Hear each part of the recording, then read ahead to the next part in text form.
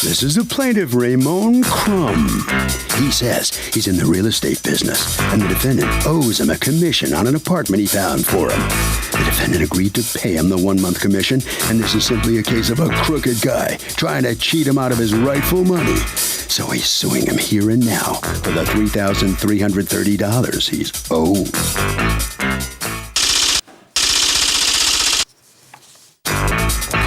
This is the defendant, Nicholas Hardy. He says, in exchange for the plaintiff's commission, he agreed to guide him through the process of obtaining a general contractor's license. And that's just what he did. The plaintiff's a scammer who doesn't even deserve a commission to begin with. And he's not about to be royally duped by anyone. He's accused of foregoing a fee.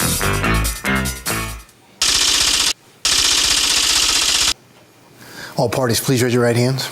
Welcome back to the People's Court. Next case on the docket, the plaintiff says he found an apartment for the defendant and got stiffed in the commission. But the defendant says he bartered with the plaintiff, offered to help him get a contractor's license. It's the case of don't hammer me over my commission. Okay, Ramon Crum? Yes. You are suing Nicholas Hardy?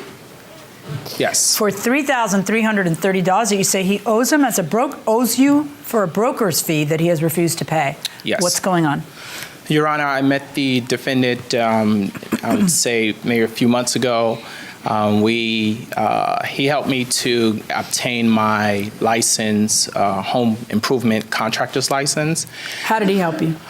Basically, he conducted a course in order to help to prepare you for filling out the paperwork, studying for the exam, going through examples. Did you pay tuition for the course? Yes. Oh, okay. Yes, I paid for that. Okay.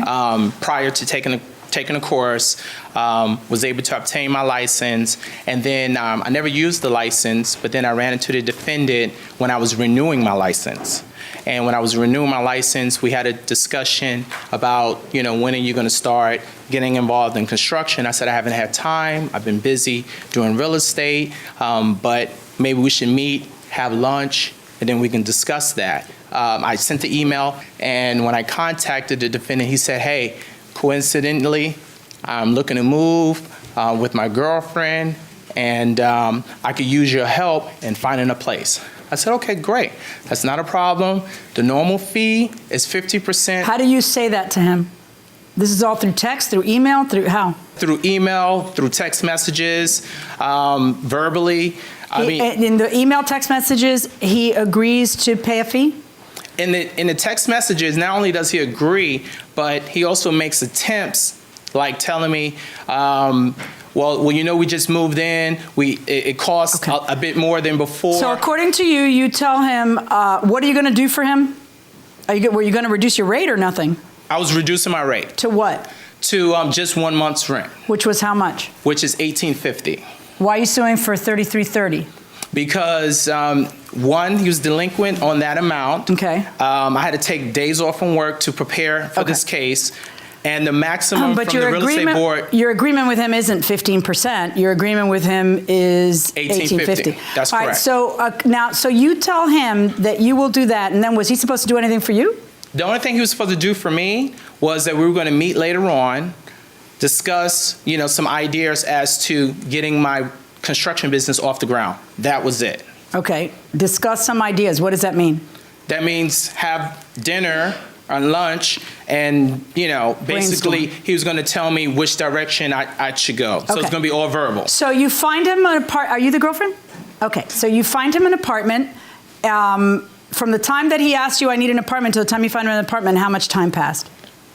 He needed to move by the end of October. I was able to find him a place on my birthday on the 21st, and he moved in on the 30th. When did he tell you I need a place? He told me he needed a place, I want to say around October the 4th or 5th. Okay, so within a couple of weeks, you found him a place? Yes, okay. Which was not easy. Well, why was it not easy? Well, first of all, this was the first time he was living in Manhattan. Manhattan has certain requirements where you have to have a certain income. 40 times the rent is the norm.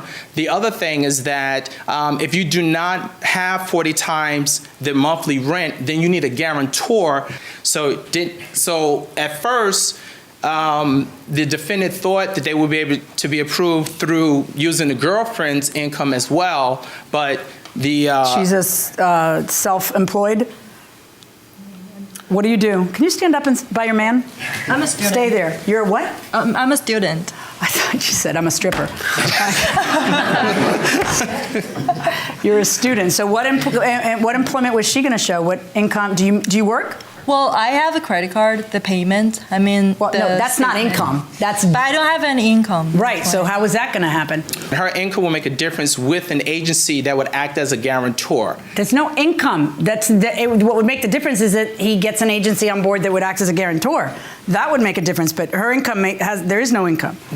Well, the agency, their process is that they not only just use just your income, but they also use like assets, collateral. Okay. They have other measures that they will use. Also, they charge you a fee, which is like, you know. Right. Is that how he ended up getting an apartment? With a guarantor? Yes. With a corporate guarantor? With a guarantor that I recommended.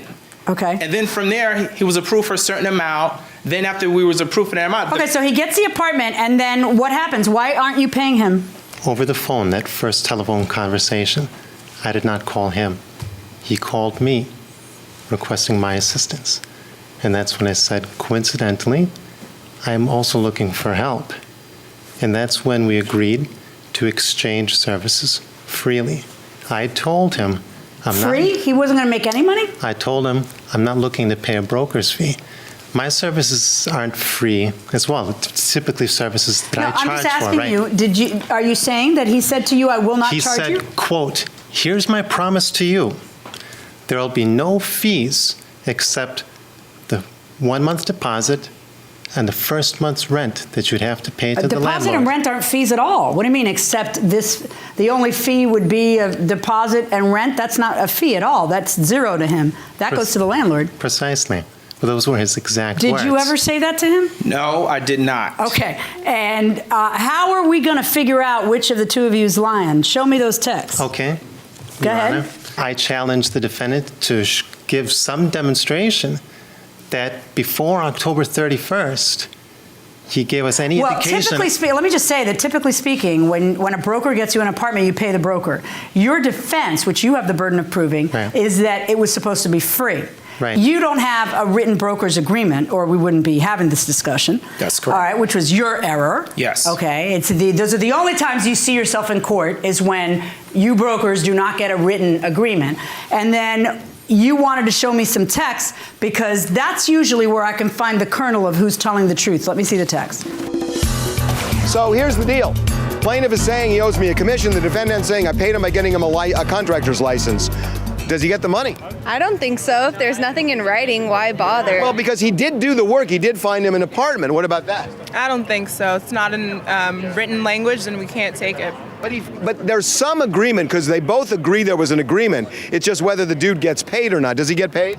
Well, unfortunately, whether or not he's telling the truth, the fact that it's not in writing, there's nothing you can really do to prove that. Wow, this is a tough crowd going inside the courtroom. What'd you say in text to him? Did you say something incriminating? For myself, to some degree, yes. To some degree, yes. Why? What am I going to see right now? When he texted me on October 31st demanding payment, I spoke with my girlfriend, and we had come to the conclusion that we got the short end of the stick. It's the old bait and switch, so to speak. I was rather irate, but my girlfriend was a bit more philosophical about the situation, and she said there might be other variables that you're unaware of. The defendant is probably getting pressure from his employer to issue this invoice or to ask for payment. Since it's not an exorbitant amount of money, and the defendant is a friend, you should consider paying it. So I said, okay, we'll pay. We were very grateful for the service that we received. You know how that's always happening? Somebody says, I'm not going to charge you, then they give you an $1,800 bill, and then you say, oh, okay? Like, you know, because silence in the face of an accusation like that is kind of incriminating for you. If somebody says, hey, when are you going to, let me see where it is. Here we go. There it is, October 31st. Hey, Nick, how was your trip? Just checking when you would like to come to the office to pay $1,850. And the response is not, what are you talking about? This was a quid pro quo where you give me your free services, I give you mine. I'm going to do XYZ for you in the next few weeks. And instead, here's what I hear or I read. It was good. We are moving today. I'm going to need a couple of weeks on the fee. As you know, we have several $1,000s tied up in deposits. I will get it to you as soon as possible. How is that shock and outrage at someone charging you something they said would be free? How is it anything but you agreeing that you owe him $18.50? Well, I have 3 explanations, Your Honor. Because you've had some time to cook it up? No, absolutely not. First of all, I'm from Wisconsin. We're a very non-litigious people. Okay. Second of all, as I had explained, we were satisfied with his service. With the service that was supposed to be free? Third of all, You weren't too satisfied because you never paid the guy. All you did was brush him off for a few months. Third of all, since the defendant was still requesting a service from me, then I said to myself, well, I'll just charge him at the time I render my services to him. Two things. I cannot make full payment tomorrow. I can pay $500 tomorrow and probably the rest next week. I have friends moving to New York City who want to explore rent to purchase options. Can you help? Oh, not only has he not paid you, but he wants you to work for free again. My office, 1118. My office wants to find out when they can expect the cashier's check. Soon. We're selling the car. Once we have the cash, we can pay you. It should be a matter of days. Then a matter of days pass. Okay, I will pay him full today. End of story. Send me the check details. Still waiting for details about where you want the check delivered. And then he gives you the details, and you say, got it. Oh, did you get it? Did you get a check after these texts? No, I didn't. Did not, Your Honor. Okay. Did you ever talk to him? Or did you just file suit because you've had it already? I filed suit because my employer tried to get in touch with them, dodging everything. I mean, Mr. Hardy, how should I look at this as anything but you just don't feel like paying your bills? When every single response from you is, oh, yeah, as soon as I can. Oh, sorry. Oh, just give me a little more time. Your Honor, for argument's sake, let's consider that those texts are an indication that either our previous agreement never existed, or it's a new agreement that supersedes our previous agreement. That last text... Are you from this planet? I think we've had enough. This has been fun, but we're done. I find in favor of the plaintiff in the amount of the $1,850. You can't change the contract because you're angry. $1,850 plus your filing fee. I think he always owed it. He knows he owed it, and I think he just tried to cheat you out of it. Thank you, Your Honor.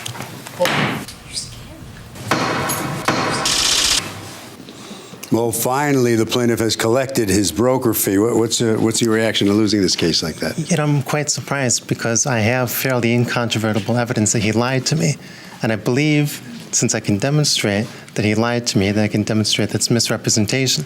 And as misrepresentation, whatever agreement that we had or didn't have should be declared null and void. Where are you pulling this out of?